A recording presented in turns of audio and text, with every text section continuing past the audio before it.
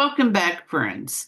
Um, we are going through the Beatitudes as a reflection during our Lenten journey, in a particular way towards the sacrament of confession. We're using Mother's Love as a practicum reflection in this endeavor. And it's so that we have a more joyous Easter. Isn't some strange, just emptying business. Sarah rightly brought up the other spirituality forms of emptying oneself, and we are not in the we're not interested in that sort of thing, nor are we in the business of it. We're in the interest of being filled with the light and grace of of the Holy Spirit. That's where we're going. And do we have late breaking news on But I just wanted to point out that that beautiful book, the Mother Love book, is written by the Confraternity of Christian Mothers, and there's a website, christianmothers.org, and you can actually partake of. There are a large number of graces that are available, canonically given to women who are members of the confraternity. And it used to be that you had to have a local confraternity at your parish that you would have had to enroll in. But the reality of time and space is such that that's not always accessible to everyone. Not every parish has a confraternity of Christian mothers. And now the Arch Confraternity, which is actually located in Pittsburgh, is offering what are called isolated memberships. So any individual mother who would like to pray for her husband and for her children, and participates in these talks that Karen and I do, where we're really trying to educate ourselves in the life of the faith so that we can bring that information to the next generation and really to form ourselves. So if you're already partaking in these listening to these programs, it may be worth your time and effort to avail yourself of an isolated membership, because there are many, many graces that come with it, and not least of which is that every single day, all of the members of the confraternity at any given time are praying for your husband and for your children and for their conversion and for their eventual salvation. So it might be something worth looking out, and maybe Karen can put that in the footnote to the program. I will, and the necessary links. I'm committing myself to finding something. God I'll will find it for have you. to Yeah, supply right. the Yeah, I'll help. I'll make sure that you get it. Thank you. Thank you. All right. Blessed are those who mourn, penance and the grace of contrition. Blessed are those who mourn, for they shall be comforted. Matthew 5:4. Aquinas, virtue and gift. The second beatitude corresponds to sorrow, rightly ordered. Aquinas links it to the virtue of penance and to the gift of knowledge. Mourning here is not emotional fragility.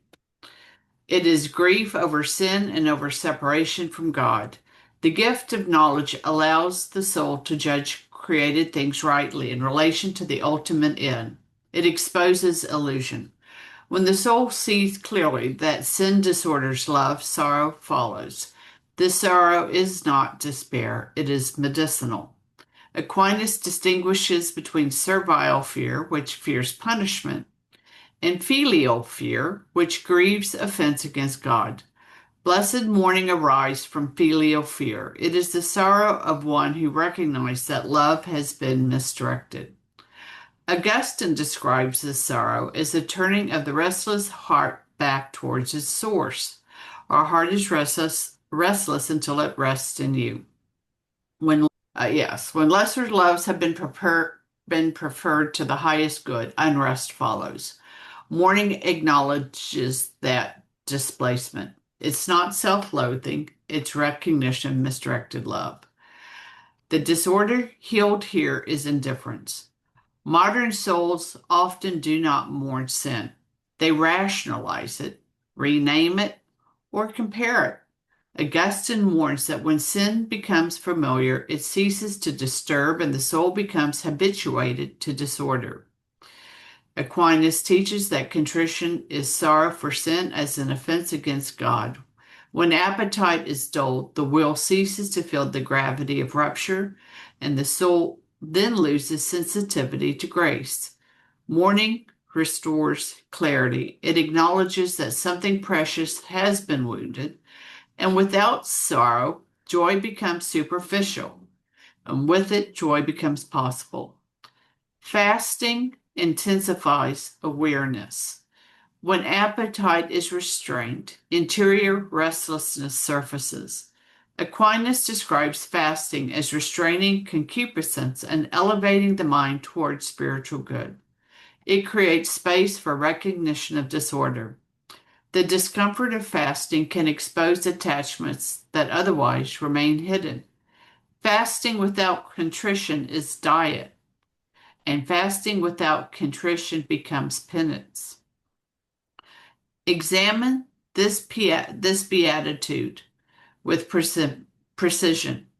Where have I treated sin lightly? Where have I justified what I know to be disordered? Where have I avoided sorrow by distraction? Have I, have I grieved consequences more than offense against God? True mourning asks whether I desire restoration more than excuse. Traditional manuals of examination insist that sorrow must be specific.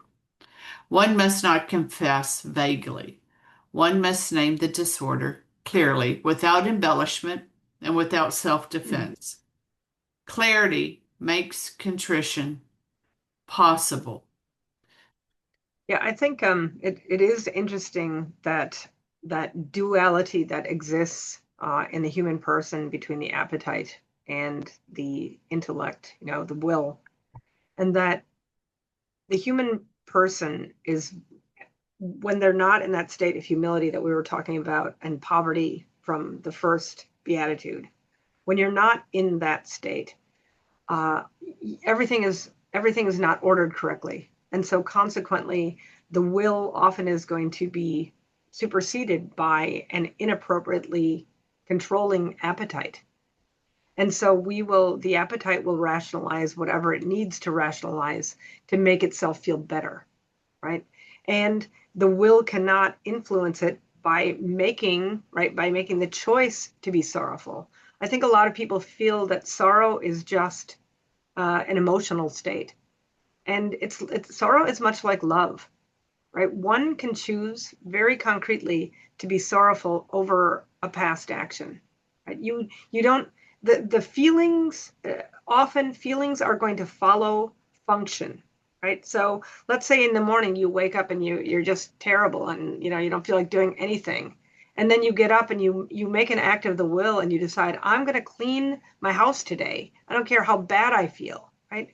I guarantee you that by the end of the day, there's going to be a change in your feelings, right? There will be a feeling of accomplishment. There will be a feeling of pride in a job well done, even when you didn't want to do it, right? So those feelings can often be deceptive.